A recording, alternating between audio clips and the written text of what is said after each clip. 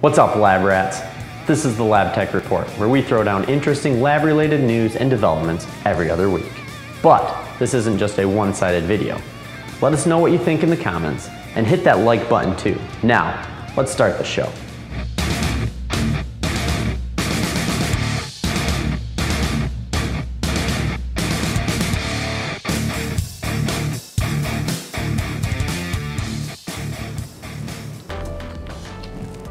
Consumer trend to use walk-in and urgent care clinics instead of traditional primary care offices could impact clinical laboratory test ordering and revenue.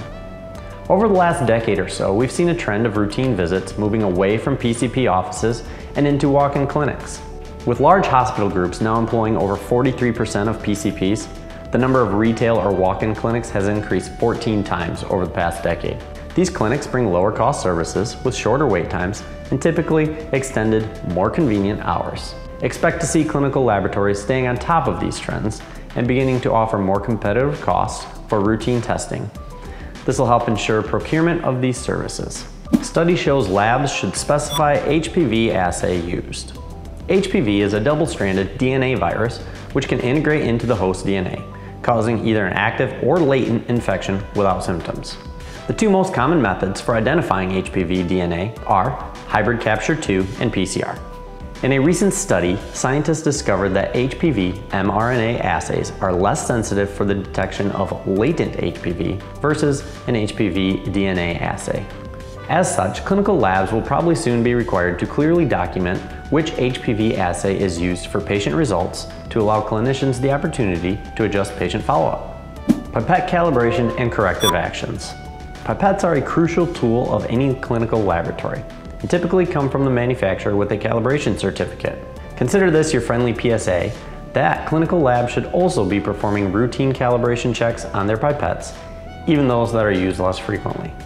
If pipettes are found to be inaccurate, labs should determine how and where the pipette is used in testing and identify the impact it has on that specific process.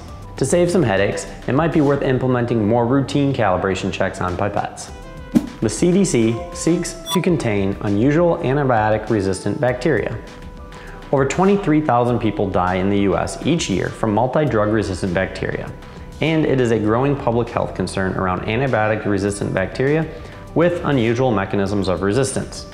About 25% of the UMR bacteria are able to spread their resistance to other bacteria, and once it spreads, it can be very hard to contain.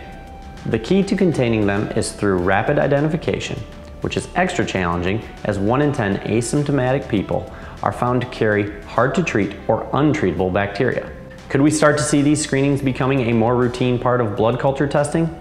I guess time will tell. And that's this week's show. Thanks for watching. Let us know what you thought about today's topics in the comments. Like our Facebook page to get updates on new episodes.